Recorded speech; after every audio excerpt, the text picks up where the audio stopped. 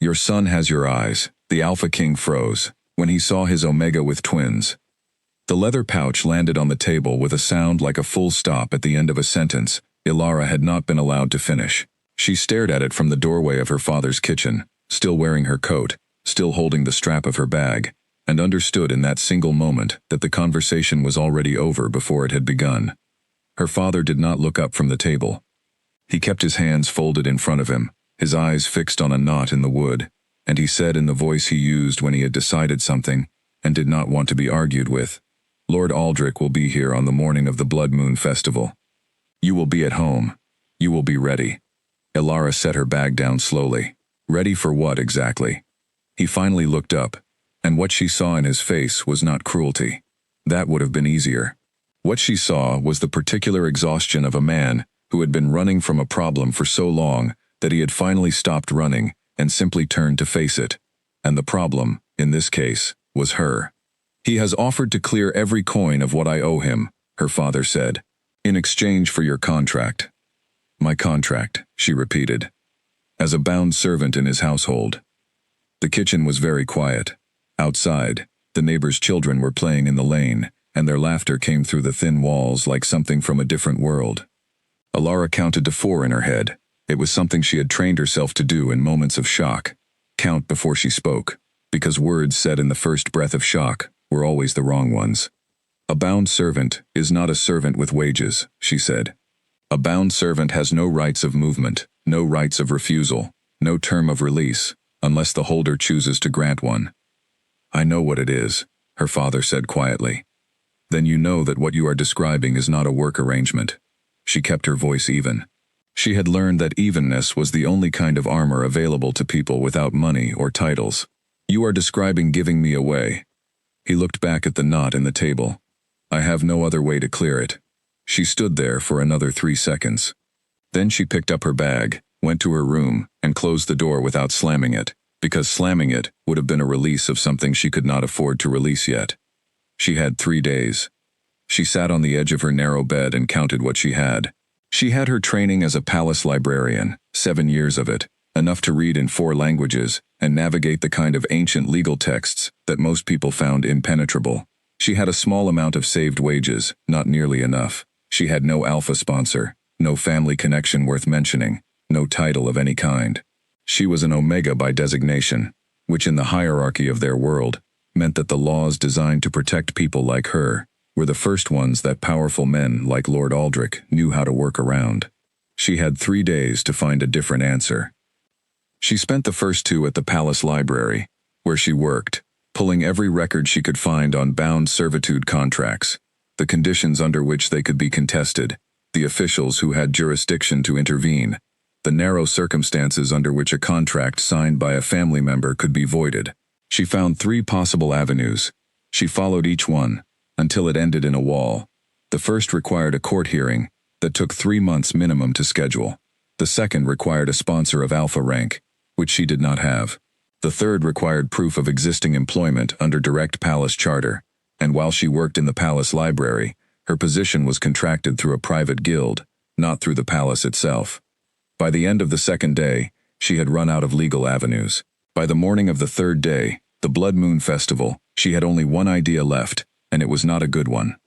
The Blood Moon Festival was the one night every 3 years when the palace gates opened to all citizens without rank distinction. It was the night when advisors, court officials, and men with real power circulated in the same rooms as ordinary people. If she could find even one of them, one person with enough authority to place a temporary hold on a contract under review, she could buy herself the 3 months she needed. She dressed in the best thing she owned, which was not very good, and she went.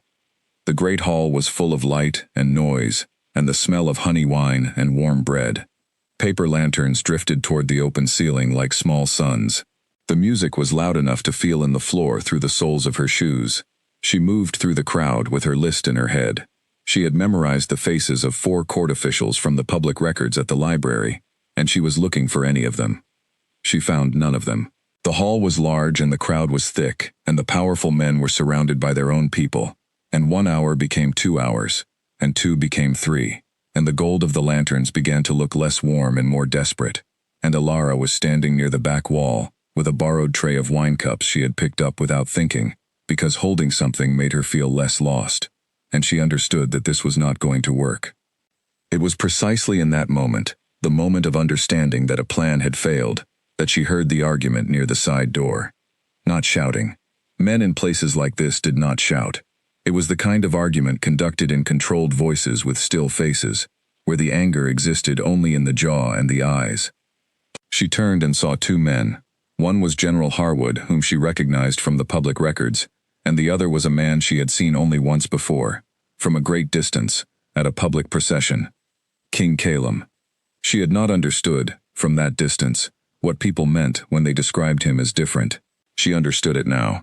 He was tall and still, in the way that very confident people were still, not rigid, but settled, as though he occupied exactly the space he intended to, and not 1 inch more. His eyes, even from across a crowded hall, were silver, true silver, the kind of color that did not belong in ordinary faces. He was dressed simply, and he looked exactly like a man who had come to this festival because it was required, and was already planning his exit. He said something quiet to the general. The general replied. The king looked at him for a long moment with those silver eyes, and then he turned and walked through the side door. Elara set her tray down and followed him. She did not think about it. That was the truest thing she could say about that moment. She did not decide in the way that decisions usually worked, with reasoning and weighing and conclusion. She simply moved, and her feet took her through the side door and into the dim corridor beyond, and she caught the door before it swung shut, and she was in the corridor, and he was at the far end of it, and he had stopped walking. He turned and looked at her. She expected him to order her out. She expected the particular blankness of a powerful man who had encountered an inconvenience. Instead, she saw something that she had not prepared for. She saw a face that was tired, in a way that no amount of sleep could fix. A man who had been carrying weight for so long that the carrying had become his natural posture, and he had forgotten what it felt like to set something down. "You followed me," he said. "I did," she said. Her voice was steadier than she had any right to expect. Why? She had no sensible answer. She was a librarian, from a family of no consequence, standing in a palace corridor, having followed the king of 6 kingdoms away from his own festival. The rational explanation did not exist. "I don't know," she said. And because it was true, it came out without apology or decoration. He looked at her for a moment with an expression she could not read, and then something in his face changed. Not much, just enough to notice. He recognized honesty. She could see it. He recognized it, because it was rare. "What is your name?" he asked. "Elara," she said. "Why are you at the festival, Elara?" She should have given him a simple answer. She should have said she was a librarian, who had come for the lanterns, and would now go home. Instead, because she was bone-tired of pretending, and because this man had honest eyes, and because she had approximately 12 hours left before her life was signed away, she told him the truth. Not every detail. The shape of it. Her father. The debt. The contract. The 3 days she had spent looking for a way out, and finding nothing. He listened without interrupting. When she finished, the corridor was quiet. "That is not a problem a single evening can solve," he said. "No," she said, "I know." "Then why did you come tonight?" "Because I did not know what else to do, and moving felt better than standing still." He was quiet for another moment. Then he opened the door at the end of the corridor and said, simply, "Come in." The room beyond was a small private study. Books on one wall, a window on another, 2 chairs near a table. He sat in one, she sat in the other, and they talked. She could never afterwards say exactly how long they talked. Time in that room had a different quality, slower and more honest, like the first clear morning after a long week of rain. He asked her about the library, what she catalogued, what she read when no one was watching, what subjects she believed were unfairly ignored in the royal collection. He said almost nothing about himself, but she learned him anyway, in the way you learn a person from the things they ask. He was a man who thought carefully, and spoke precisely, and had almost no one around him who did either. He was a man who had ruled a kingdom for 11 years, and had not sat quietly with another person in a very long time. His betrothed had died 14 months ago. He did not say this directly. He said it sideways, in the way people spoke about grief they had decided not to name. She understood the shape of what he was not saying, because she had learned to read the space around words, as well as the words themselves. When the palace began to quiet and the sounds of the festival faded, she understood that her window had closed. There was no official she could reach tonight, no form she could file, no argument she could make that would stop tomorrow morning from arriving. She was going to lose. She had come here to fight, and she was going to lose anyway, and there was something almost freeing about the moment of understanding that, because it meant she no longer had to keep trying so hard. She stayed. It was her choice. She made it clearly, with both eyes open. She was not running from anything or toward anything in particular. She was choosing one honest moment in a life that had given her very few of them. She was choosing warmth, because the alternative was cold, and she had been cold for a very long time. In the morning he was gone. She woke to pale light through the window, and a silence that had a particular quality. The silence of a room that had held two people, and now held one. There was a leather pouch on the table near the door. She lay still for a moment, looking at the ceiling, and then she got up and looked inside it. Gold. Enough to clear her father's debt and have a significant amount remaining. She sat on the edge of the bed with the pouch in her hands for a long time. She thought about what the gesture meant and what it did not mean. She thought about a man who solved problems with resources because it was the only tool he had been given, and the only one he had learned to trust. She thought about the difference between being dismissed and being helped by someone who did not know how to stay. She put the pouch in her coat pocket. She got dressed. She walked out through a side gate that was already unlocked. She paid her father's debt before noon, put the remaining coins in a box under her bed, and went to the library, because it was a Tuesday, and on Tuesdays she worked. She told herself it was done. She told herself she would set it down. 6 weeks later, on a morning in early winter, when the light came in low and gray through the library's high windows, she sat in the back corner with a medical text open in her lap and read the early signs 3 times, very carefully, and then she closed the book and placed both hands flat on the table and breathed. She was not afraid. That was the thing she would remember most about that moment. Not the shock, not the weight of what it meant, but the absence of fear. There was instead something quieter, something that settled in her chest like an anchor finding the bottom of a very deep sea. She spent 4 days arranging things.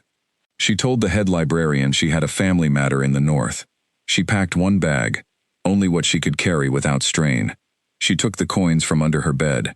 She wrote her father a letter that said she was well, that she was going somewhere she would be all right, and that she hoped he would use the money wisely. She did not mention the king. She did not create a trail. On the 5th day, before the city woke, she left. She went north, into the mountain country, where the roads got narrow and the villages got quiet, and no one cared very much about what happened in the capital.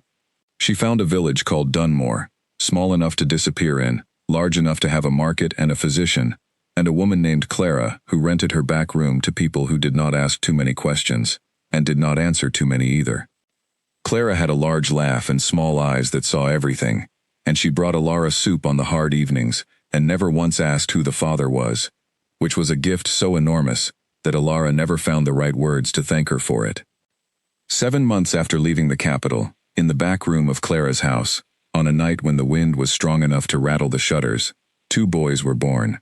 The first one came quietly. He opened his eyes almost immediately, which Clara said was unusual, and he looked at Alara with eyes so pale and so silver that the midwife stopped what she was doing and simply stared. Alara looked at those eyes and felt the anchor in her chest pull tight. The second boy arrived with considerably more noise, a sharp, indignant cry that made Clara laugh from the other side of the curtain. His eyes were dark, deep brown like Alara's, and he looked at the room immediately with the expression of someone who had arrived somewhere and already had opinions about it. She named the first one Oren because it meant light, and she needed a name that meant something. She named the second one Lyle because she liked the sound of it, and some things did not need a reason beyond that. She lay in the quiet of the back room with both of them asleep against her, and she made a decision so clear and so final that it felt less like a decision and more like a statement of fact. She would not go to the palace. She would not send word. She would not use the king's name or the boy's remarkable eyes to make her life easier. She would build something here, in this small village, with the 1 bag she had carried north and the intelligence she had always had, and the very specific skill of keeping herself together when everything around her was falling apart. She was practical. She had always been practical.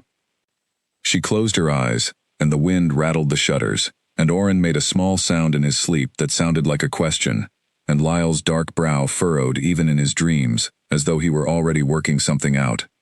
She was not alone, she realized. She had not been alone since the morning in the back corner of the library when she had understood what she was carrying. She had just not let herself feel it until now. 3 years passed, the way years passed for people who were too busy surviving to watch them go. Ilara learned to work with her hands in ways the library had never required. She took in mending work and catalog work for the village's small record office, which was housed in a converted grain store, and smelled of dust and old ink, familiar enough to make her feel, on the right days, that she had simply moved her library rather than left it. Clara helped with the boys in the mornings when Ilara's work was heaviest, and in exchange Ilara kept Clara's household accounts and wrote her letters, because Clara could read, but found writing laborious, and preferred to dictate. Dunmore was a good village for disappearing. The people were neither warm nor cold. They were practical, the way mountain people tended to be, with limited patience for drama and a deep respect for anyone who did their share of the work and did not ask for more than they put in. Ilara did more than her share, always. She had learned early that the most reliable form of invisibility was usefulness. The boys grew fast, the way children did when the world was feeding them well. By their first year they were both walking, and by their second they were running, and by their third they were engaged in a permanent, low-level argument about everything, conducted in the private language of twins, that sounded like real words but operated on logic that only they fully understood. Oren was the one who needed noise. He needed to be doing something, touching something, asking about something. He collected wooden animals that Victor, the old village carpenter, carved for him in exchange for Ilara's help writing his business correspondence, and by his 3rd birthday, the collection covered an entire shelf and had names and a complex social order that only Oren was fully authorized to explain. He climbed things he should not climb, and jumped off things that made Ilara's heart stop, and laughed at exactly the moment she had been about to shout. Lyle was watching. Lyle was always watching. He sat where Oren ran, and he looked where Oren touched, and he had opinions about everything, but released them slowly, and only when he was certain. He had his mother's eyes and, she was beginning to understand, a great deal of his mother's nature. The kind of nature that assessed the world carefully before deciding to trust any part of it. The silver of Oren's eyes was the thing that kept Ilara's stomach tight at night. She had known, from the first moment she saw them, what they meant. She had read enough in the royal records to know that the silver eye trait in their kingdom was recorded in only one bloodline, the Kalem line, going back 5 generations. It was mentioned in the genealogical texts as a marker of pure lineage, rare enough that it appeared in perhaps 1 generation in 3, but unmistakable when it did. Anyone who had ever read those texts, or heard someone else read them, or seen the king's face on a coin and then looked at Oren, would know. She bought the boys wool caps with deep brims from the market in the next village over. She told Oren that they were adventure hats, that explorers wore them, and Oren accepted this immediately, because he accepted anything that could be connected to exploration. She told Lyle the truth, that they were practical for cold weather, and she needed him to wear his without complaint. And Lyle looked at her for a long moment, and then put his cap on without argument, because even at 3 years old he was capable of accepting information he did not entirely like. "Keep your hat on when there are strangers," she told them every morning, the way other mothers told their children to stay out of the river, or eat their breakfast. They listened. They were good boys. Even Oren, who questioned everything, understood that his mother's voice had different registers, and the voice she used for hat instructions was the one that did not negotiate. Dunmore was quiet enough that strangers were rare. Traveling merchants came through twice a season. A circuit physician came monthly. The occasional royal tax collector came annually, and Ilara always paid her taxes on time and said very little beyond what was required, and the collectors moved on without lingering. For 3 years, the quiet held. It ended on a morning in late autumn, when the leaves were down, and the sky was the particular flat gray of a season that had stopped pretending to be warm. Ilara was at her table with a ledger and a cup of tea that had gone cold when she heard the sound she had been afraid of for 3 years, without ever naming the fear out loud. Horses. More than a few. moving through the village with the particular rhythm of organized military movement. She set down her pen without haste, put on her coat, and went to the door. Clara was already on her own step across the lane, arms folded, watching with the expression she used for problems she had not yet decided were hers. There were 8 soldiers. They wore the royal insignia, a silver ring on a black field, the mark of King Calem's army. Their captain was a broad man with a short beard and a list in his hand, and he was going door to door. Ilara had known this was coming, in the abstract way that people knew about distant bad weather. It was out there somewhere, but the details of its arrival were always a surprise. The war in the Eastern Territories had been burning for 2 years. The army's need for men had grown. Conscription orders had gone out to every region 3 months ago, which she had read about in the broadsheets that came through twice a month on the supply cart. The exemptions were narrow. She had read those too. The captain reached her door, looked at his list, and looked at her. Household of Ilara of Dunmore. Yes, she said. 2 males of working age, registered at this address. Orrin and Lyle. He read it flatly, as though the names were entries in a ledger. They'll need to present for assessment on the second morning of. They are 3 years old, Ilara said. The captain looked up from his list. Orrin and Lyle are my sons, she said, keeping her voice exactly as flat as his. They are 3 years old. They cannot be conscripted, and I believe you know that. He looked at the list again. A flicker of something crossed his face, irritation or embarrassment. The household record lists 2 males, he said. No ages. Then your record is incomplete, she said. I am happy to show you their birth documents, if it would help you correct it. She went inside, came back with the documents, and handed them over. The captain looked at them. He handed them back. He made a mark on his list. Apologies for the error, he said, without very much apology in his voice. Of course, Ilara said. She went back inside. She stood at the window and watched the soldiers move to the next house, and when they had gone far enough that no one was watching her, she let out a long breath and pressed her hand flat against the wall beside the window until her heartbeat steadied. It was fine. It was the sort of clerical mistake that happened, and she had corrected it, and it was fine. She told herself that. She believed it, mostly. What she did not know, could not know, was that the soldier with the list was a careful man despite his flat tone, and that he filed his corrected report the same evening, and that in the corrected report he noted not only the age error, but the exemption citation Ilara had quoted when she described her son's ages. She had quoted it precisely, and without looking it up. The specific section of royal military law that exempted children below a threshold age from assessment. It was an obscure citation. It was not the kind of thing that ordinary villagers knew by heart. It was the kind of thing that a palace librarian, with 7 years of experience in the royal legal collection, would know by heart. The soldier noted this because he was thorough. He filed the note with his report. The report went to his regional commander. The regional commander forwarded it to the capital with the weekly dispatch. In the capital, it landed on the desk of Lady Mara, senior advisor to the king, who read everything before it reached the king's table. She read the note twice. She set it aside. She picked it up again. Then she did something she rarely needed to do. She went to find the king. He was in the war room, as he usually was at that hour, standing over a table of maps with General Harwood. She waited in the doorway until he looked up. She held the report out. He read it standing. His face did not change. It never changed, which was why she had learned to watch his hands instead. And his hands, holding the edge of the paper, went very still. Where is this village? He asked. 3 days north, she said.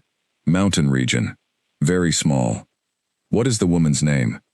Ilara, Lady Mara said. No family name on record. He looked at the paper for another moment. Then he set it on the map table, not in the stack of completed reports where it belonged, but separately, to one side, in a place where he could see it. I will review this one personally, he said. Lady Mara had worked with King Calem for 9 years. She knew every register of his voice.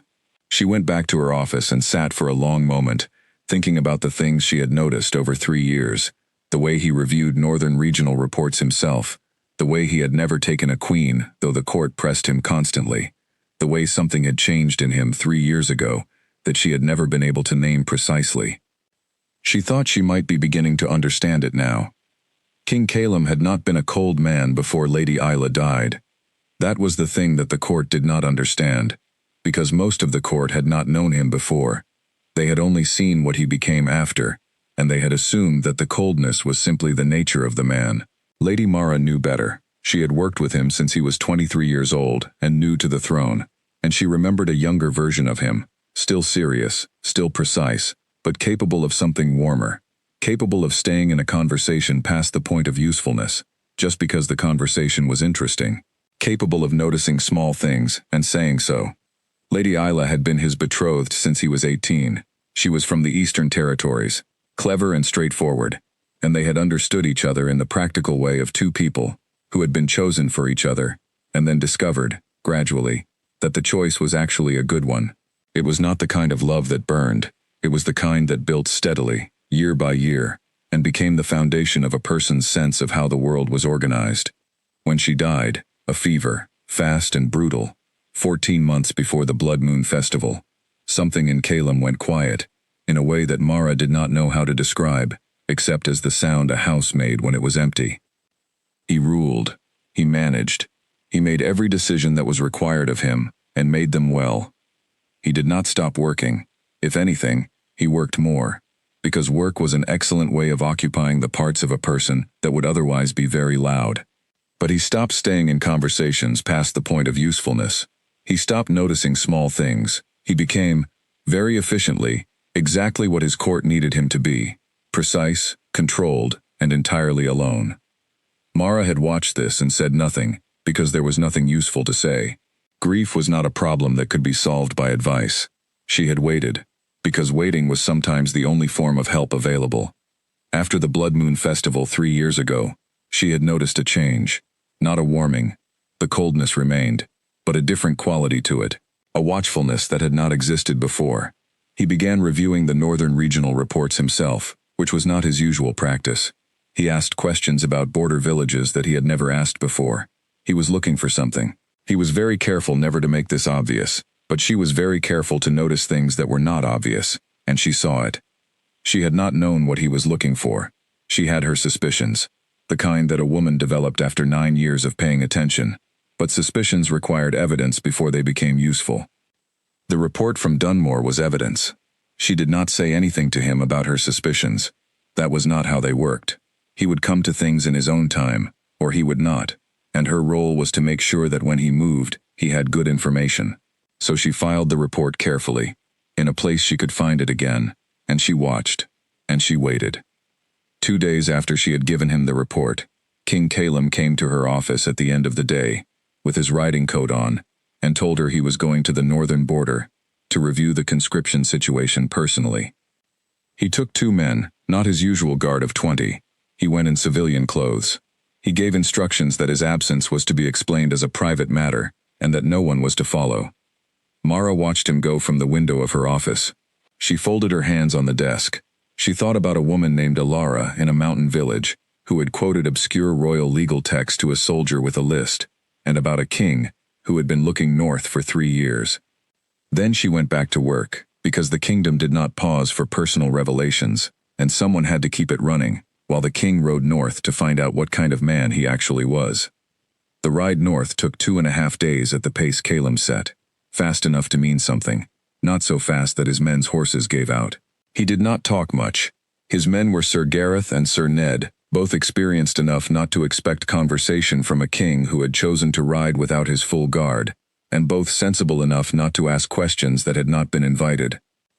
The mountain country opened around them gradually, the flatlands of the capital giving way to rolling hills, and then steeper slopes, the trees getting older and wider, the roads getting narrower and less certain. By the second day, they were riding through woodland that smelled of cold water and pine, and the villages they passed were small enough that a traveler could ride through them without stopping and lose nothing. He had the report memorized, which was not something he normally did with reports. He had read it enough times that the words had arranged themselves in his memory without conscious effort. A woman, alone, 2 sons, 3 years old, an exemption citation quoted with professional precision, no family name, a village called Dunmore, 3 days north of the capital in the mountain foothills. He told himself he was going because the citation was unusual. He told himself it was administrative. He told himself a great many things about his reasons for riding north with 2 men instead of 20, none of which were the true reason. And he was honest enough with himself to know they were not the true reason, which meant he had simply agreed to stop arguing with himself about it. He would go. He would see. He would know what there was to know, and then he would make decisions based on facts, which was how he made all decisions. Dunmore appeared on the afternoon of the 3rd day, tucked into a fold of the hillside like something that had grown there, rather than been built. Wood smoke rose from a dozen chimneys. A well sat in the center of the village lane. There were chickens. Children in the lane stopped to look at 3 unfamiliar riders, which in a village this size was reasonable. Calum had introduced himself to the village elder, a man named Victor, as a regional magistrate conducting a review of conscription records. Victor was old enough that nothing surprised him very much, and he accepted this without much scrutiny, and offered to walk them through the village. They were 3 steps from Victor's door, when a child ran directly into Calum's legs. The collision was not hard enough to knock anyone over, but it stopped both of them. The boy sat down on the path, looked up, and went completely still. Not frightened, but focused, in the way of a child who had encountered something interesting, and was assessing it. Calum looked down. The boy's cap had been knocked back in the collision. His eyes, wide and clear, and directed straight up at Calum's face, were the color of still water in winter moonlight. They were silver. The world did not tilt. The sky did not move. Everything simply stopped, the way everything stopped in the moment, before something very important happened, and Calum stood looking down at a small boy, with silver eyes, and felt something crack open in his chest that he had not known was sealed. The boy tilted his head to one side, studying him with the frank curiosity of a child who had not yet learned to pretend he was not looking. "You are very tall," the boy said. Calum could not speak. He heard a door open behind the child. He heard a voice say the boy's name. "Oren, come away," with a particular note in it, a note that was sharp and controlled, and underneath the control was something that sounded exactly like 3 years of fear, arriving at the moment it had always been afraid of. He looked up. Alara was standing in the doorway of a small house across the lane, one hand on the doorframe and the other at her side, with the fingers pressed together, and she was looking at him with a face that had gone completely still, the way a person's face went still when they had been bracing for an impact, and the impact had finally arrived. 3 years. She was the same and entirely different. The same dark eyes, the same precise way of standing, but there was a steadiness to her now that had not been there in a palace corridor, the steadiness of someone who had built something and was not going to let it fall. She looked at him for exactly 2 seconds, then she looked at her son. "Oren," she said again, her voice completely level. "Come inside." The boy, Oren, stood up from the path, brushed off his trousers with great dignity, looked at Calum one more time with those impossible silver eyes, and went to his mother.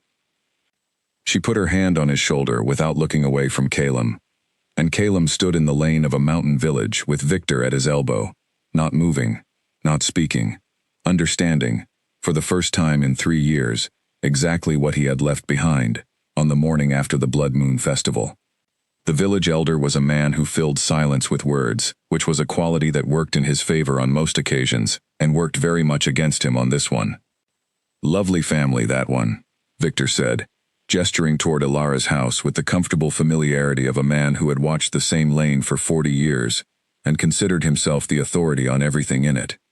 "Came here about 3 years ago, she did. Quiet woman. Very capable. Keeps the records for the village, helps with the letters. Those boys of hers are something else." He chuckled. "The little one with the light eyes is a force of nature, always into something." Calum was still looking at the door of Alara's house, which had closed. He made himself look away. He made himself focus on Victor's face, on the ordinary texture of the conversation, on the fact that he was supposed to be a regional magistrate conducting a routine review, and he needed to behave like one. "How long has she been in the village?" he asked. The words came out normally. He was grateful for that. 3 years, as I said, since before the boys were born. They were born here, those 2. I remember it. Clara helped with the delivery. Clara lives across the lane, you'll have seen her. Victor pointed at the house opposite Ilara's, where a broad woman in an apron was watching them from her doorstep with undisguised interest. Been part of the village ever since. We don't ask where people come from up here. Everyone's from somewhere they didn't fully want to stay. Calum nodded. He made the appropriate sounds of a magistrate reviewing a situation. He looked at his documents.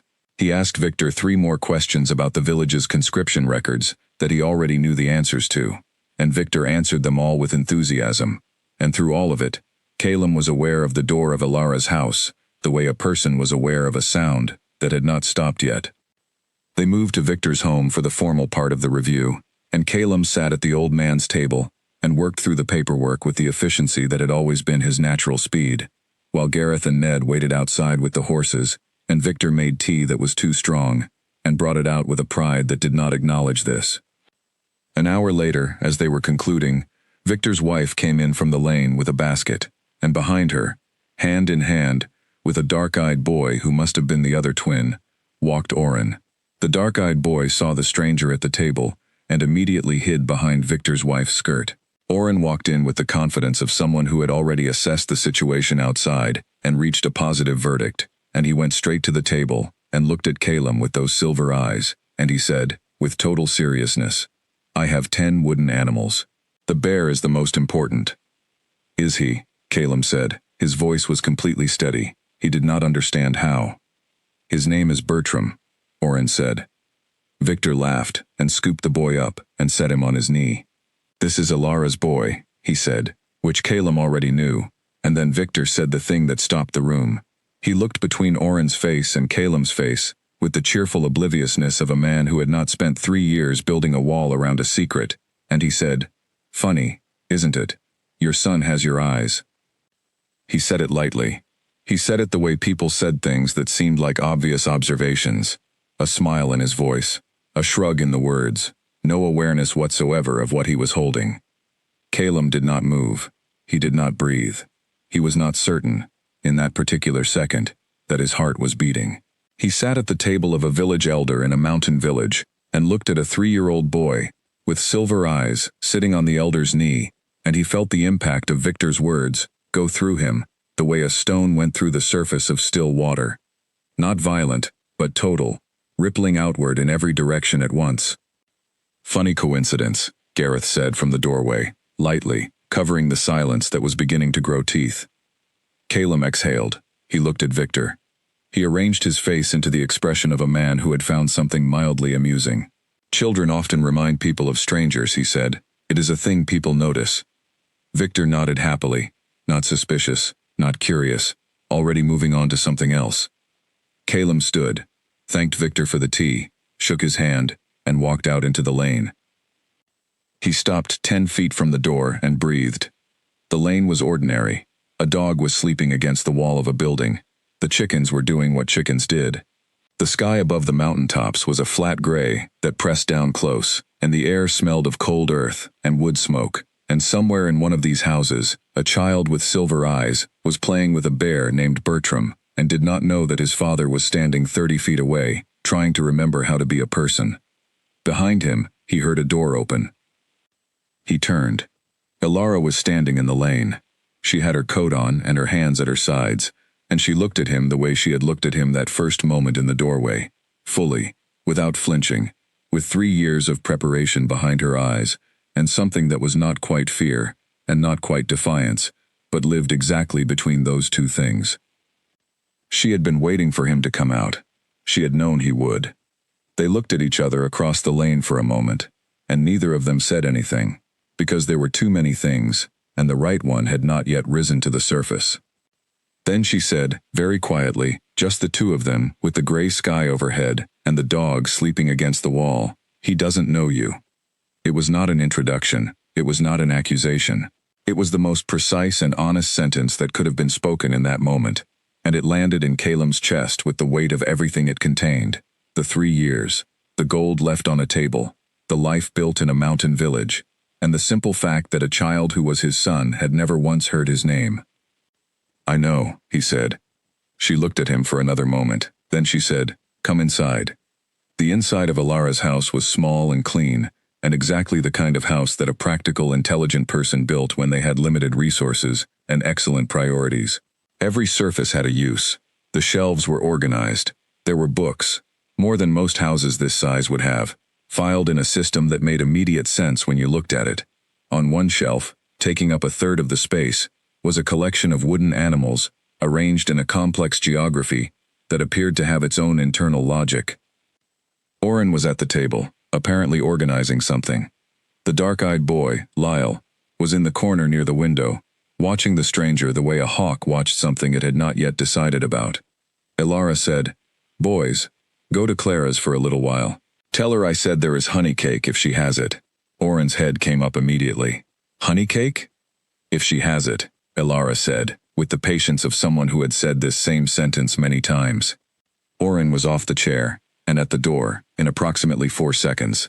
Lyle moved more slowly, still watching Calum, and at the door he stopped, and turned, and looked at Calum, with those dark, measuring eyes. Then he left, pulling the door shut behind him. The house was quiet. Ilara stood with her arms at her sides and looked at the man who was standing in her house for the first time, in the life she had built without him, and she said the first thing that needed to be said. "You came because of the soldier's report." "Yes," he said. "The exemption citation." "Yes." She nodded. That was the information she needed. "You didn't come before," she said. It was not an accusation. It was an observation, said in the same tone she used when noting something in a ledger. Factual, without drama. "I didn't know," he said. "You didn't look," she said, which is not the same thing but is also not nothing. He stood with that. He did not argue it, because it was true. She sat down in the chair at the table, the one Oren had just vacated, and she looked at the man standing in the middle of her house, and she said, "What do you want, Calum?" It was the first time she had used his name, and she used it without the title, not disrespectfully, but as though the title were a costume that did not apply inside these 4 walls. "I want to know them," he said. "Which means what, exactly?" she asked. "Because that sentence can mean several different things, depending on what you intend to do about it." He was quiet for a moment. "I want to be present," he said, "in their lives." "And what does present mean for a king?" she asked. She kept her voice even. "Does it mean you take them to the capital? Does it mean you give them titles? Does it mean you reorder their entire existence to fit the shape of yours?" "I don't know yet," he said honestly. "That is the first thing you've said that I actually believe," she said. He looked at her. "What is it that you want me to say?" She sat with the question for a moment, and then she said, "I don't want you to say anything. I want you to understand something first, before any conversations about what happens next. Those boys have a life here. They have people who know them. They have a home. Oren knows the name of every wooden animal on that shelf, and Lyle has recently decided that he is personally responsible for the welfare of the village's oldest dog, and they are happy. They are fine. Whatever was missing is something they have not been shown a picture of, so they are not looking for it." She paused.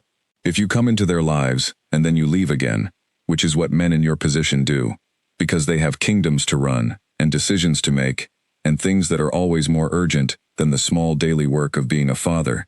If you come, and then you leave, I cannot fix that for them. I cannot undo that. So before you decide what you want, I need you to understand the cost of wanting it and not following through." Calum stood in the middle of her small, ordered house, and listened to her, and the thing he felt was not the irritation of a man who was being challenged in a way he was not accustomed to. The thing he felt was the particular respect of a person who had just heard someone say something both true and difficult, and had not flinched from either quality. "I understand," he said. "You think you do," she said. "People always think they understand things they have not lived through." "That is fair," he said. She looked at him for a long moment. "There is a room at the back of Clara's house that she rents out occasionally. If you want to stay for a few days, and I am not telling you to, then stay as what you said you were, a magistrate. No rank, no title, no palace. Just a man who sits on floors and learns the names of wooden animals, if that is what is required of him." She stood up. "And if that is not something you are willing to do, then tell me now, and we will have a different conversation about arrangements." He looked at her for a moment. "You are asking me to start from the bottom." I am asking you to start from wherever Oren and Lyle will let you start, she said, which, in Oren's case, is probably fairly quickly. In Lyle's case, I would not count on it being soon. Something crossed Caleb's face that was not quite a smile, but was close enough to be recognizable. It was the first expression she had seen from him that was not controlled. Which one is Lyle? The one who looked at you at the door like he was deciding whether you were trustworthy, she said. And his verdict? Pending, she said. He stayed. He did not send for anything from the capital. He sent Gareth with a message to Lady Mara, 3 words, reviewing the situation, and told Ned to find himself accommodation at the inn in the next village, and wait for word. Then he went to Clara's house, rented the back room, and unpacked a single bag. Clara looked at him with her small, all-seeing eyes, and said nothing beyond the practical information about meal times, which Caleb respected enormously.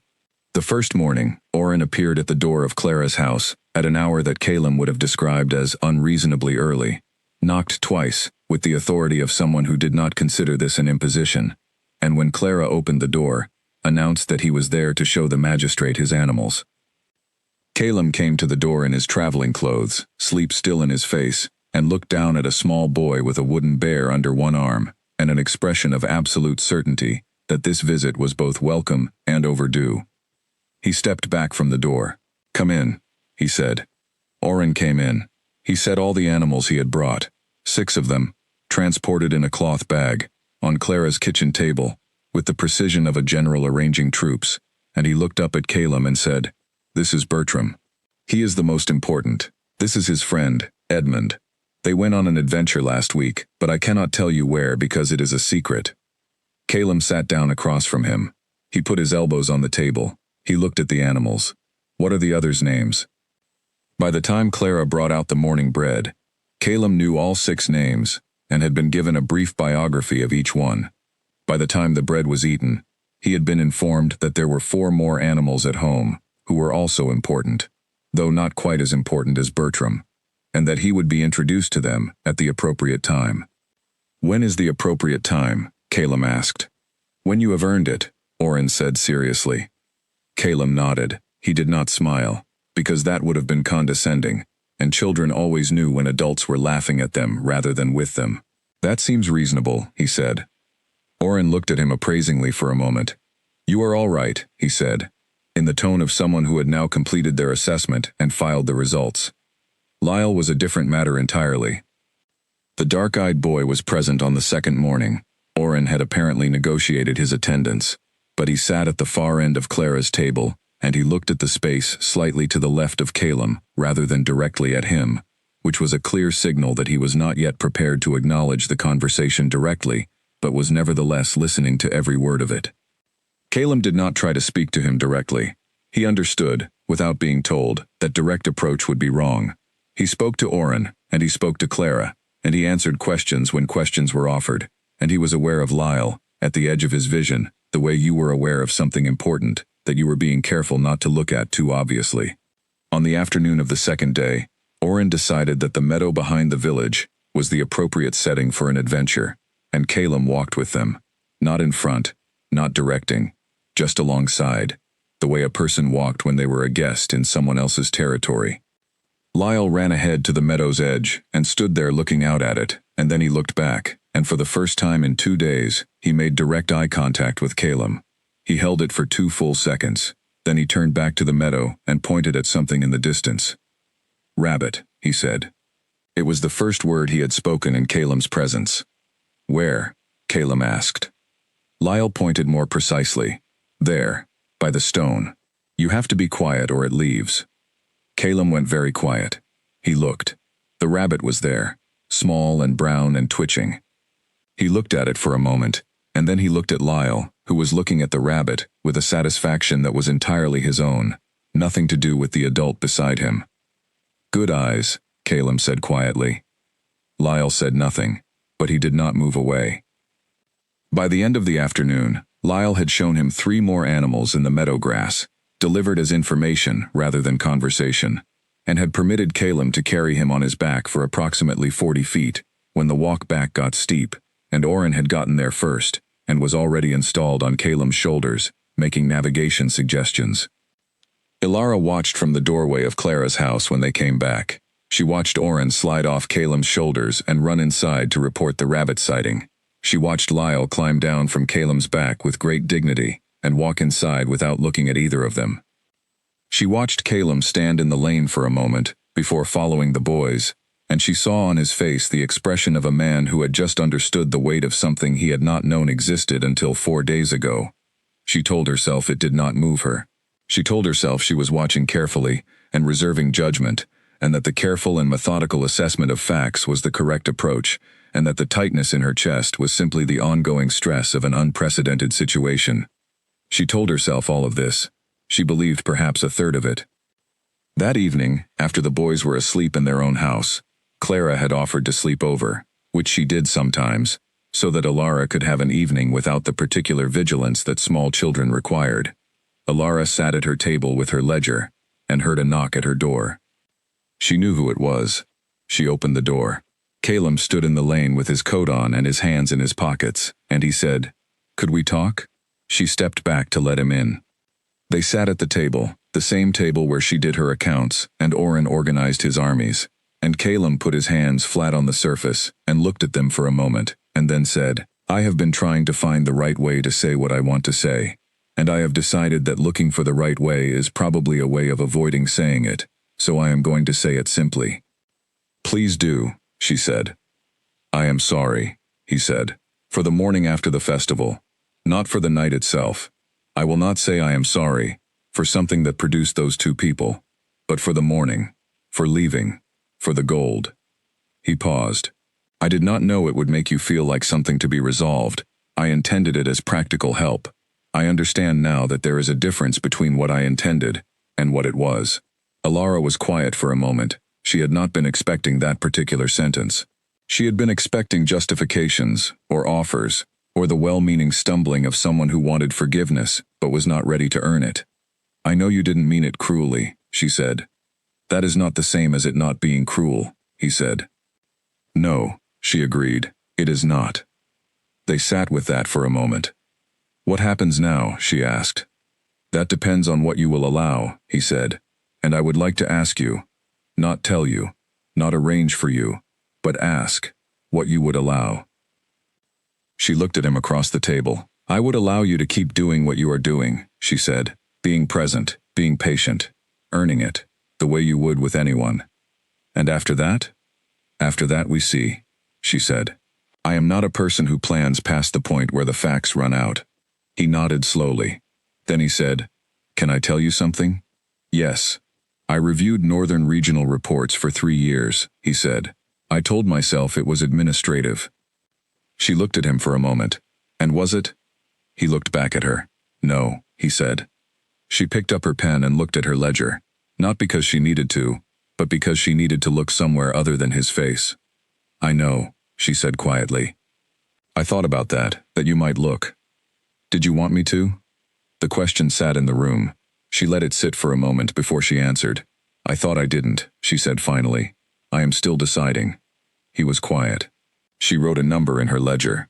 Outside, the wind moved through the lane, and somewhere a shutter creaked, and the village was very, very quiet.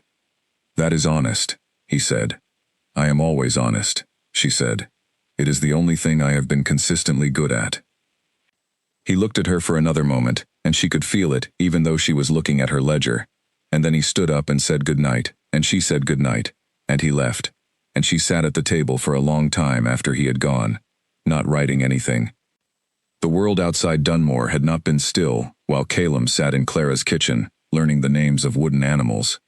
It had, in fact, been doing what the world outside a quiet mountain village always did, moving fast, making noise, and producing the kind of problems that did not pause because a king had decided to handle something personal. Lady Mara had managed the capital for 4 days with the 3-word message Calum had sent, which was not unusual. He sometimes went silent for a few days during inspection tours, and she was capable of running the administrative machinery of 6 kingdoms in her sleep. What she had not accounted for was Sir Gareth, who was an excellent soldier and a loyal man, and who had, before riding south with Calum's message, mentioned to Sir Ned at the inn in the next village that the king had been in a small village called Dunmore for 3 days and appeared to be in no hurry to leave. Sir Ned, waiting at the inn with nothing to do and a natural tendency toward conversation, had mentioned this to the innkeeper, who had a cousin in the capital, who worked in the household of Lord Bexley. Lord Bexley was a man with excellent instincts for information and very little hesitation about using it, and by the time Lady Mara sat down to her morning correspondence on the 5th day, she had 3 separate inquiries from senior court members, asking whether the report that the king was spending an extended period in a remote mountain village with a woman and 2 children was accurate. She responded to all 3 with the kind of measured, uninformative language that she had perfected over 9 years of managing a court that liked to know everything. She confirmed nothing. She denied nothing. She suggested that the king's movements were, as always, his own business. Then she saddled her own horse, took 2 of her own people, and rode north. She arrived in Dunmore on the 6th day of Calem's stay, at midday, when the village lane was empty, except for the sleeping dog that Lyle had apparently appointed himself guardian of. She found Calem in the meadow behind the village, sitting in the grass with both boys and a collection of wooden animals, and she stood at the meadow's edge for a moment before he looked up and saw her. His face, when he saw her, went through a sequence she recognized, the brief flash of something personal being closed away, and then the settling into the controlled expression of a king. She had seen this transition 100 times in 9 years. She had never seen it happen this fast, from something this unguarded. He said something to Oren, who nodded with enormous seriousness and took the wooden animals back into his bag, and then he got up and walked to the meadow's edge. "How bad?" he said. "Bexley knows you are here," she said, "which means his faction knows, and if Bexley's faction knows, Lord Aldrich knows within the day." She watched his face. "The boys, are they yours?" "Yes," he said. She had been fairly certain. It was different to hear it. She took a breath. "Then we have a problem, because Aldrich has been looking for a way to challenge the succession for 2 years, and this will hand it to him if we are not careful." "What is he likely to do?" "File a petition with the full court to have the children declared without official standing before you can acknowledge them," she said. "It is faster than it sounds. He has the votes to push it through in a week if he moves now. If those boys are declared outside the bloodline before you make any formal acknowledgement, the process of reversing it takes years." Calem was quiet for a moment. Behind him in the meadow, Oren was explaining something to Lyle with great urgency, involving gestures. "And Aldrich," Calem said, "what does he get from it?" "He gets to be the man who protected the succession from an undocumented claim," Mara said. "He gets the court's gratitude. He gets leverage over you." She paused. "He also holds a bound service contract on the mother." "Did you know that?" Calem turned and looked at her. "What?" 3 years ago, before she left the capital, her father signed a contract with Aldrich. She paid it out before she left, but the contract exists in his records, and he knows who she is. Mara kept her voice very level. "He has had it on his desk for 3 years. He kept it because he is a man who keeps things, in case they become useful." The expression on Calem's face was not the controlled blankness. It was something else, something colder and more precise. She had seen him angry twice in 9 years, and both times it had looked like this. Not heat, but a very specific kind of stillness that was more dangerous than heat. "He will not touch her," Calem said. "He will not need to touch her," Mara said. "He can simply file the petition, and the gossip alone will do his work for him. The court will decide what she is. The court will decide what those children are. And once the court has decided, you will spend years undoing it." Oren had found something in the grass, a beetle or a particularly interesting stone, and was holding it up to show Lyle, who was examining it with the expression of a scientist reviewing data. "We need to move now," Mara said. "Tonight would be better than tomorrow." "I know," he said. "The woman," Mara said carefully. "Will she come?" Calem was quiet for a moment. "I am going to ask her," he said. "I am not going to tell her." Mara looked at him. "There is not a great deal of time for asking." "There is enough," he said. "There has to be." He found Alara in her house, at the table, her accounts open in front of her. He stood in the doorway, and she looked up, and whatever she saw in his face made her set down her pen immediately. He told her. "All of it, Mara's arrival, Lord Bexley, and the part about Lord Aldrich that he had to force himself to say without letting the anger he felt about it change the words. He told her the timeline. He told her what would happen if they did not move. She listened without interrupting. When he finished, the house was very quiet. He kept the contract, she said. Yes. She was still for a moment. Of course he did, she said, and there was no surprise in her voice, only the particular exhaustion of someone who had assessed a person correctly years ago and was now hearing the confirmation. Elara, he said, I am asking you, not telling you, not arranging it for you. I am asking you to come to the capital, and I am asking you to trust that I will not let either Aldrich or anyone else determine what your life means or what your sons' lives mean. That is something I will fight for. He paused, but I cannot fight it from here. She looked at her hands on the table.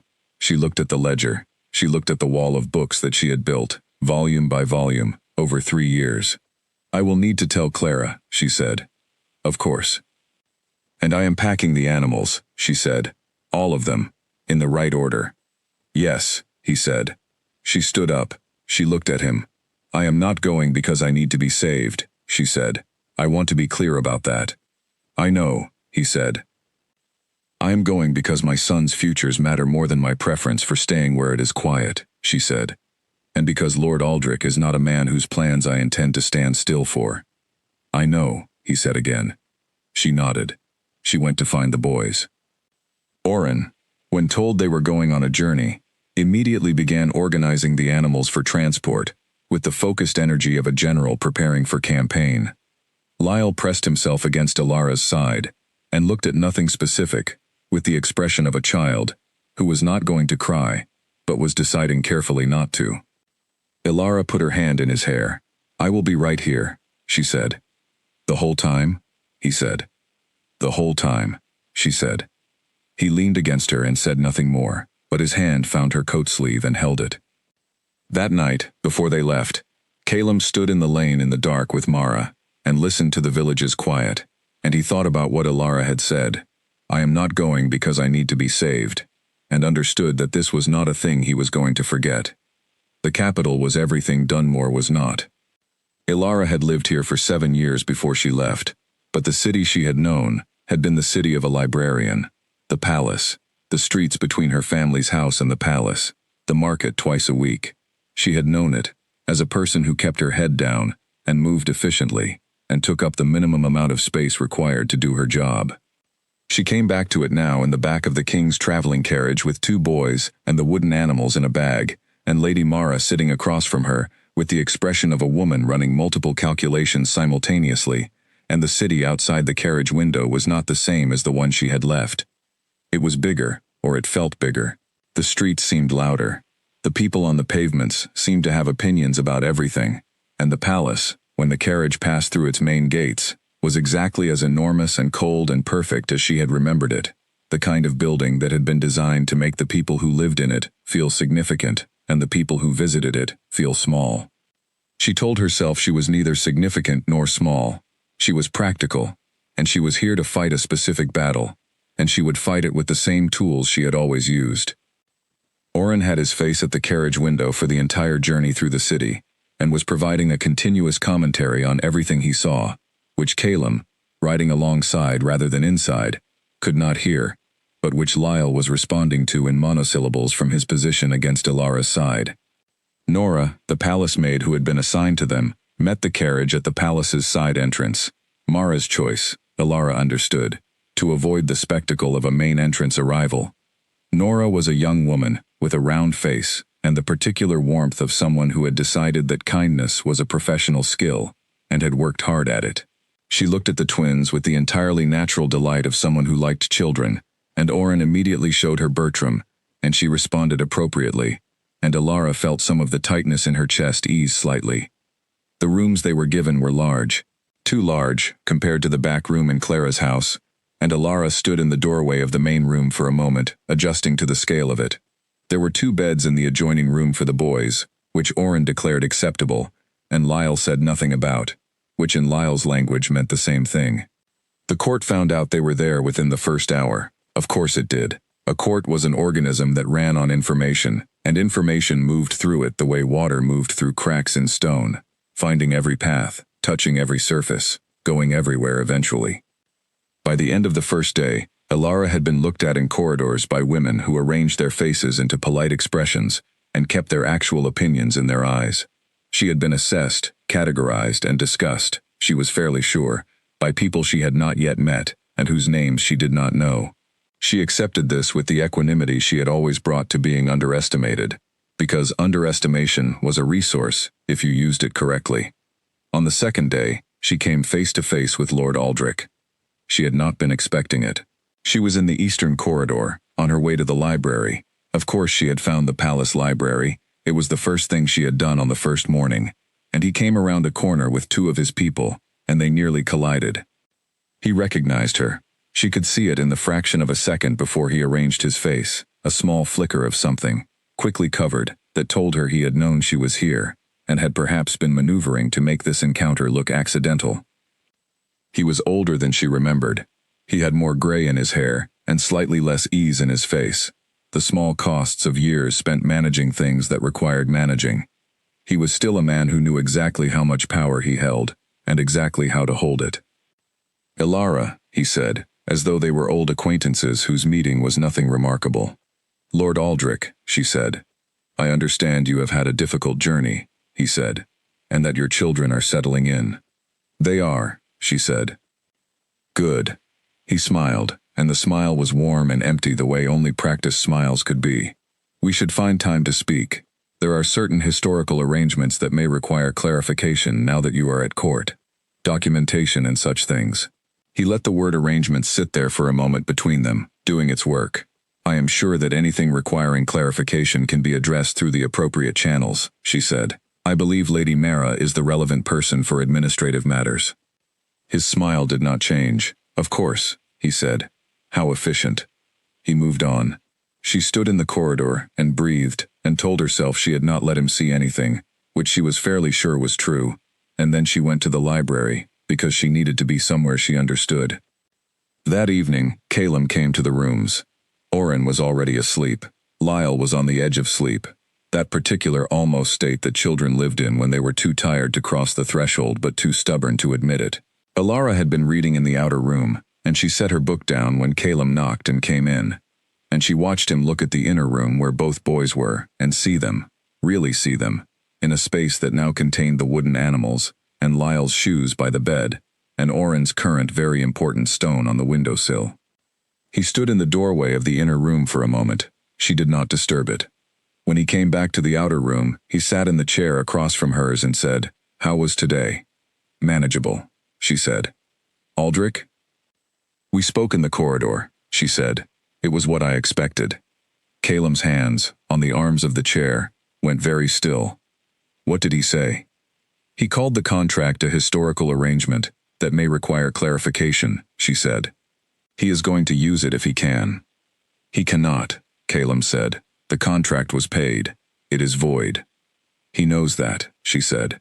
"He is not going to use it legally. He is going to use it as a story, a narrative. That I was a bound servant's candidate, that I came to the palace on the night of the Blood Moon Festival deliberately, that whatever happened was a calculated act."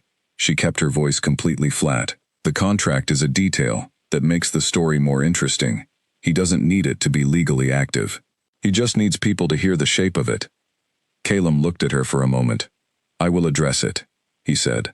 "I know," she said. "I am telling you so that you have the information, not so that you will rescue me from it." "There is a difference?" he said. "There is a significant difference," she said. "One assumes I cannot handle the information, and need someone to handle it for me. The other treats me as a person who is capable of knowing what is happening in her own situation." He was quiet for a moment. Then he said, "I want to give you a title, a formal position at court. It would protect you from the narrative by making it irrelevant. If you are already formally recognized, there is no story to tell." She looked at him. "And what title would that be?" "Whatever title you are willing to accept," he said. She was quiet for a moment. "That is a careful answer." "It is the honest one," he said. "The honest one," she said, "is that you want me to accept a title because it solves a political problem. And I understand that. I am not saying it is wrong. I am saying that accepting a title because it solves a political problem is not the same as accepting it because it is something I want. She looked at him steadily. And I am not yet clear on what I want, so I am not going to accept anything I am not clear on. He looked at her across the room for a long moment. Then he said something she had not been expecting. What do you want? He asked. Not as a political question, not as a negotiation, as a simple, direct question, the way a person asked it when they were actually interested in the answer. The room was very quiet. Somewhere in the inner room, Lyle made a small sound in his sleep and then was still. She thought about it. She did not answer quickly, because quick answers to that question were almost always wrong.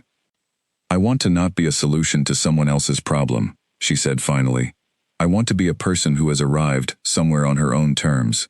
I want my sons to know who their father is, without that knowledge being used as a weapon, either by him or against him. She paused. And I want a library I can actually use. Something in his face shifted. Not much, but enough. The palace library, he said, is technically understaffed. I noticed, she said.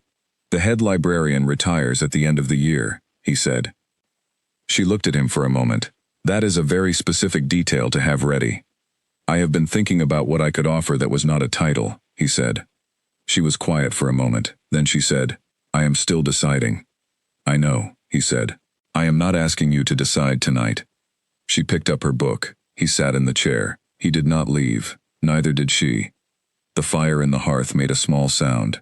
Outside, the city made its own sounds. Carriages, voices, the distant bell from the east tower marking the hour. Inside, two people sat in a room that was too large and said nothing, and it was not uncomfortable. It was, she thought, the kind of quiet that existed between people who had already said the most important things and were now simply present in the same space, which was different from loneliness, which was its own kind of thing entirely. Lord Aldrich moved faster than Mara had predicted. The petition was filed on the 4th morning after their arrival, before Calum had formally acknowledged the boys in any official capacity, precisely as Mara had warned. It was a carefully constructed document, 18 pages of legal language that argued, in essence, that children born outside of any official union to a woman with no standing at court could not be granted bloodline recognition without a full formal inquiry, and that such an inquiry should be conducted before any public acknowledgement was made. The 18 pages were dressed in the language of legal procedure, but the purpose was clear. Make it take long enough, create enough public doubt, and the acknowledgement would become a concession rather than a fact. Mara brought it to Calum before breakfast. He read it at his dressing table, still in his morning clothes, and his face did not change. It very rarely did, but the way he set the document down when he was done, carefully, precisely, with too much control, told her that the discussion this required was not going to be pleasant. He has the votes? Calum asked. Enough to force the inquiry, Mara said. Not enough to determine its outcome, if you present the counter-argument before the full court. How long do I have? The formal session is in 3 days, she said. The petition must be answered within that time, or it proceeds unopposed. 3 days. Calum looked at the petition again, not reading it, just looking at the shape of it on the table. Set the session, he said. Full court. 3 days. Mara nodded. And the children? Their documentation? I have it, he said. I will file it myself. She looked at him for a moment. The woman, Ilara, she should be there. She will be, he said, if she agrees. Mara started to say something about the difference between asking and requiring in situations of urgency, and then she looked at his face and decided not to. He told Ilara that evening. All of it, the petition, the 3 days, the court session, what would be said and what he intended to say in response. He told her what he needed, and then he said, But I am not going to tell you what to do. I am going to ask. You do not have to be in that room. She looked at him steadily. If I am not in that room, he wins the story, she said. Yes, he said.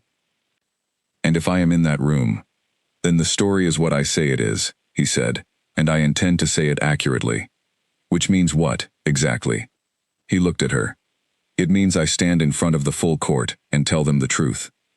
That I met a woman at a festival 3 years ago, and made a choice, and walked away, and she made a harder choice, and stayed, and that she built two extraordinary people in the time I spent not knowing they existed, and that the petition before the court is a document designed to use legal language to do what no legal language should do, which is to determine the worth of a person from the outside. The room was quiet. That is not a politically safe speech, she said. No, he agreed. There are people in that court who will use every word of it, she said. I know, he said. You are going to say it anyway. Yes, he said. She looked at him for a long moment. All right, she said. I will be there. The night before the court session, she could not sleep.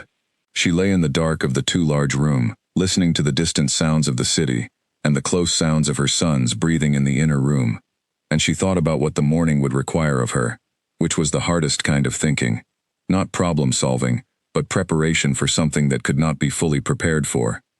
She thought about the blood moon night, the way she rarely allowed herself to think about it, not as a mistake, not as a transaction, but as a thing that had happened between two people who were each carrying more than they had admitted, and had, for one evening, set it down in the same place.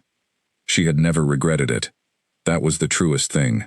Even at the hardest points of the 3 years, even when the money was short, or the winter was long, or Oren had a fever that frightened her, or Lyle woke from a nightmare she could not explain, she had never regretted it. She had made her choices with both eyes open, and she was not a person who wasted time on regret for open-eyed decisions. She had regretted the morning. She had regretted the table and the leather pouch, and the silence of a room from which someone had simply stepped away while she was sleeping. That she had regretted. She was not sure yet whether the weeks since his arrival in Dunmore had addressed that regret. She was not sure whether the man who sat in her rooms in the evenings and said goodnight at a reasonable hour and asked what she wanted, instead of deciding for her, was the same man who had left gold on a table and walked away, or whether he was someone else, someone he had become in the years between. She supposed that was what the days ahead were for. Finding out. She closed her eyes. She made herself breathe. In the inner room, Lyle made a small sound that was not quite a word, and then was silent, and Alara lay in the dark and thought about two silver eyes that had looked at the world without fear, from their very first minutes in it, and she felt the anchor in her chest settle, and she slept. In the morning, Nora brought a tray and a small bunch of yellow flowers from somewhere in the palace gardens, set them on the table without comment, and asked what the boys would like for breakfast. Ilara looked at the flowers for a moment, and said that Oren would like anything involving honey, and Lyle preferred his bread plain with no additions, thank you.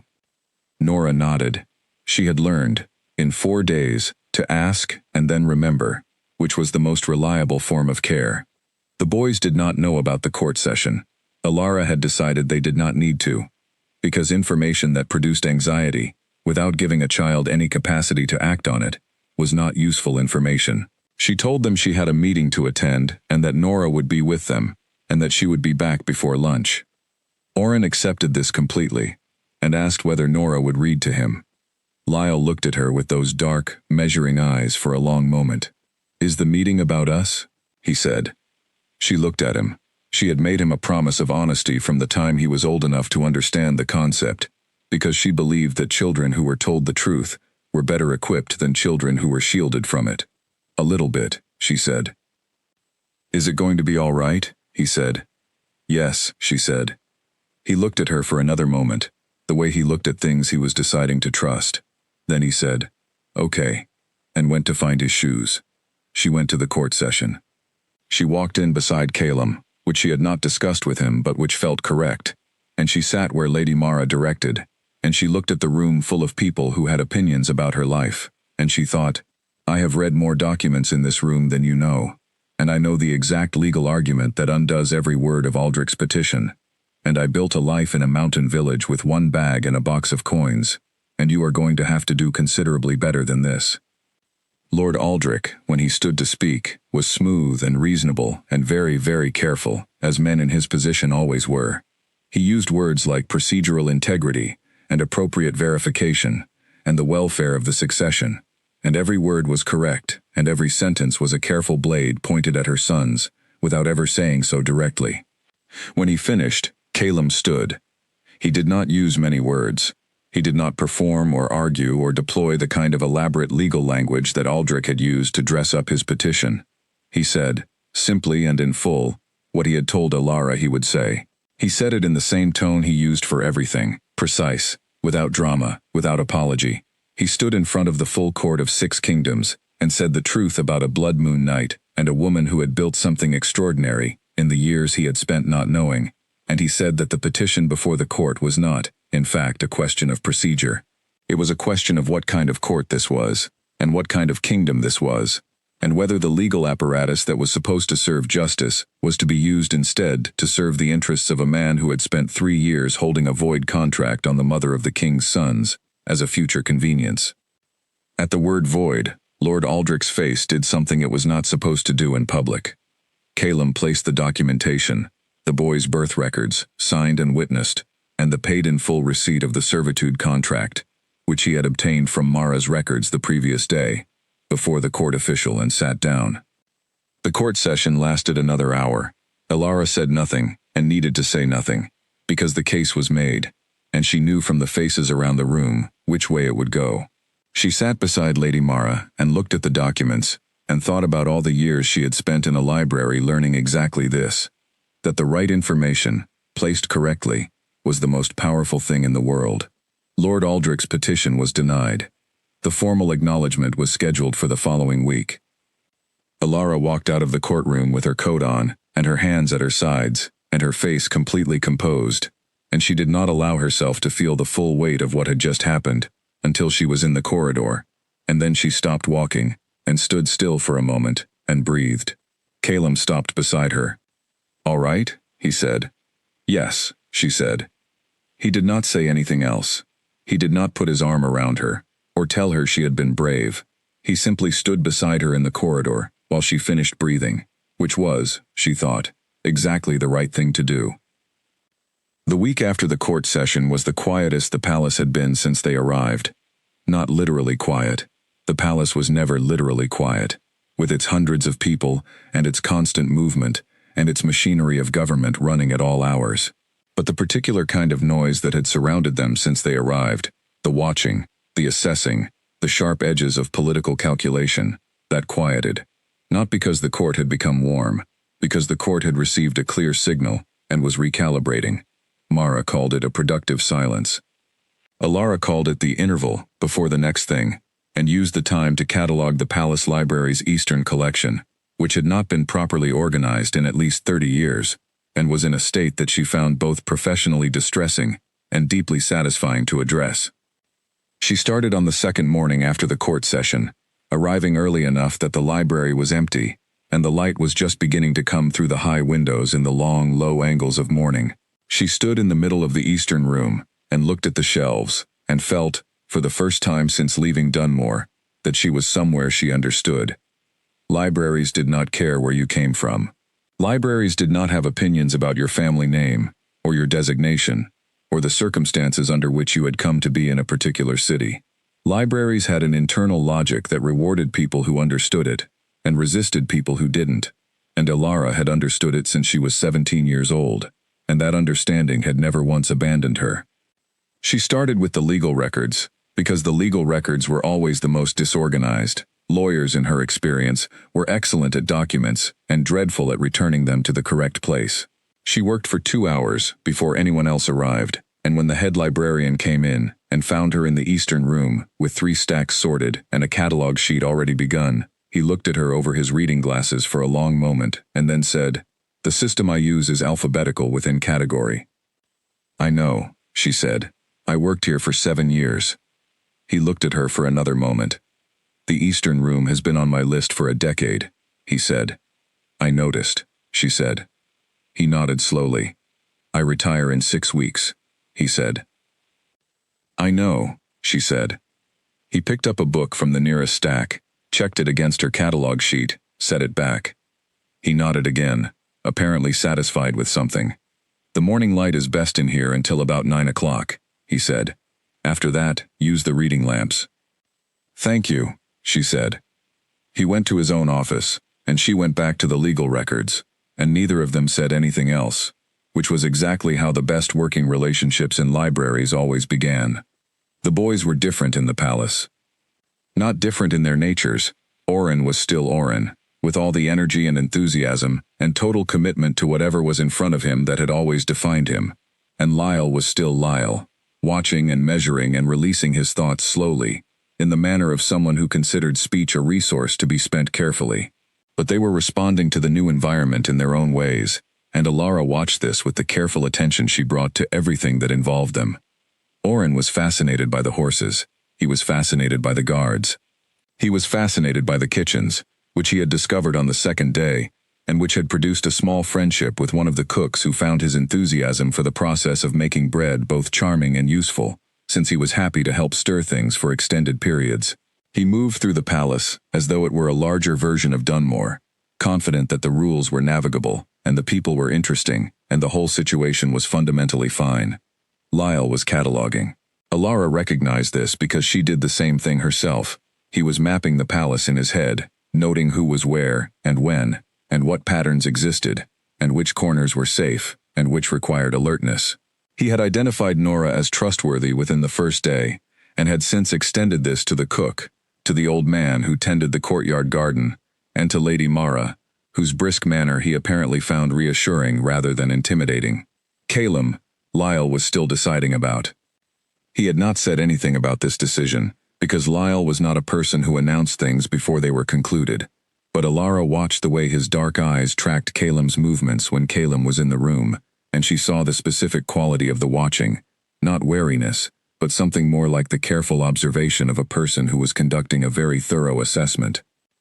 On the fifth evening in the palace, Calum came to the rooms as he usually did in the evenings, and the boys were both still awake, later than usual, because Oren had found an argument compelling enough to delay bedtime, and Lyle had decided to observe the outcome of the argument, which meant he stayed up too. Calum sat in his usual chair. Oren immediately began telling him about the horses, which he had been to see again that afternoon. Calum listened with the specific quality of attention that he had, the kind that suggested he was not simply waiting for a pause in the noise, but was actually present in the conversation. Lyle sat on the floor near the hearth and looked at the fire. After a while, Oren wound down, as he always eventually did, and the room got quieter, and then Lyle said, without looking up from the fire, "Why did you come to find us?" The room went very still. Oren looked at his brother. Alara, in her chair with her book, looked at the fire. Calum looked at Lyle. "Because I found out you existed," Calum said, "and once I knew, I could not stay where I was." Lyle considered this. He still did not look up from the fire. "Why didn't you know before?" "Because I made a mistake," Calum said. "I left when I should have stayed, and I did not look hard enough for long enough." Another long pause. "Did you want to find us?" Lyle said. "Yes," Calum said. "Very much." Lyle looked up from the fire then. He looked at Calum directly, which was not something he had done with any regularity since they arrived, and he held the look for a long moment with those dark, careful eyes. Then he looked back at the fire. "Okay," he said. Oren, who had been watching this exchange with unusual stillness for someone of his temperament, relaxed visibly, and went back to explaining something about a horse named Cloud, who was the most interesting horse he had ever met. Alara looked at her book without reading it, and she thought, that is what it looks like when Lyle decides something. On the morning that everything changed, Oren woke before anyone else, which was not unusual, and let himself out of the inner room, which was also not unusual, and walked through the outer room, and into the corridor, and down the hall, and into the war room, which was extremely unusual, and which nobody in the palace had accounted for, because nobody in the palace had yet fully adjusted to the navigational ambitions of a 3-year-old, with no sense of restricted access. The war room was empty at that hour. It was a large room, all dark wood and maps and the smell of old candles, and the central table was covered in the documents and charts that had been the subject of the previous evening's meeting. Oren walked in, looked around with great interest, dragged a chair to the side of the table with considerable effort, climbed up onto it, and found an empty corner of the table. He arranged the 2 animals he had brought with him, Bertram the bear and Edmund, in the corner in their correct positions relative to each other, and then, apparently satisfied with this, he put his head on his arms and went back to sleep. He was still sleeping when Calum came in for his morning review. Calum saw the chair first, then the animals, then the small figure folded over the table in the exact corner where there happened to be no documents, in the neat clearing of space that a child makes instinctively for himself in a room full of adult things. He stood in the doorway and looked at his son. The morning light was just beginning to come through the war room's eastern windows, pale and clean, the kind of light that showed the world in its actual state without the softening of midday. It fell across Oren's face, and across the table, and across the two wooden animals standing guard, and Caleb stood in it, and understood something that he had been working toward understanding since he had ridden north with two men, and a reason he could not admit even to himself. He had spent 11 years ruling a kingdom, and he had been good at it, because he was precise, and he did not panic, and he understood that the world ran on decisions made clearly and consistently. He had survived grief by working through it, and he had survived loneliness by not naming it, and he had reviewed northern regional reports because it was administrative. He had told himself, because looking at the truth directly was harder than looking at the thing beside it. The truth, standing in the doorway of his war room looking at a sleeping 3-year-old who had found his own corner of the table and arranged things correctly in it, was this. He had been waiting for something to come back that he had set down without meaning to.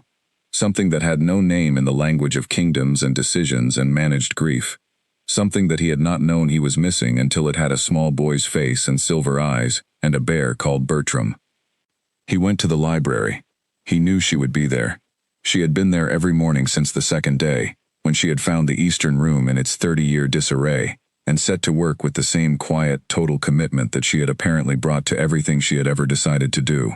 He found her at the catalog table in the morning light, a stack of volumes to her left, and a handwritten list in front of her, her pen moving with the economy of someone who wrote quickly, because she thought quickly, and had no patience for the gap between the two. She looked up when he came in. She set her pen down. He stood in the doorway of the library for a moment, and he thought about what he wanted to say, and whether there was a version of it that was organized and measured and delivered in the controlled tone he had used for 11 years. There was not. Oren is asleep in the war room, he said. Something in her face softened for just a second. He gets up early, she said. I apologize. I should have. No, he said. Don't apologize for that. She looked at him. He came into the library. He sat down in the chair across from her catalog table, not the way he sat in chairs when he was in meeting rooms, but the way he had sat in Clara's kitchen, with both feet on the floor, and no performance in it. He looked at the books around them for a moment, and then he looked at her.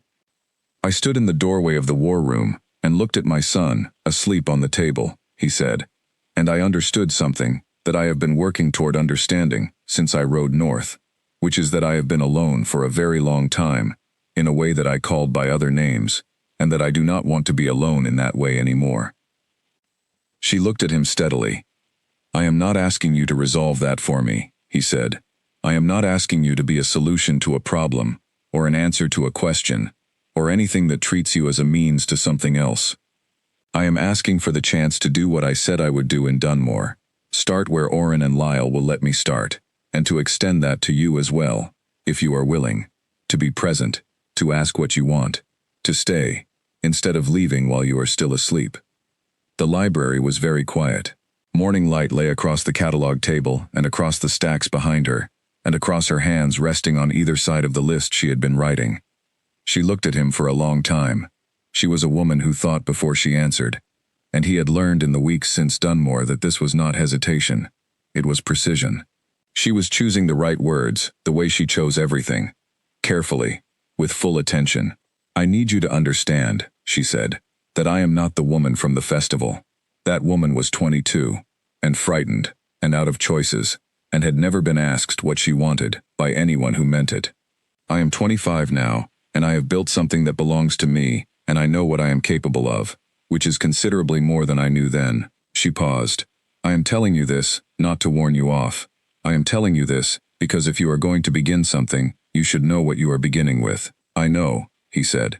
I am beginning with someone who knows the contents of the eastern room of this library better than anyone has in 30 years, and who quotes royal legal exemptions from memory, and who raised 2 extraordinary people in a mountain village on a single bag and a box of coins, and who told a soldier with a conscription list the specific section of law that rendered his list inapplicable in approximately 4 words.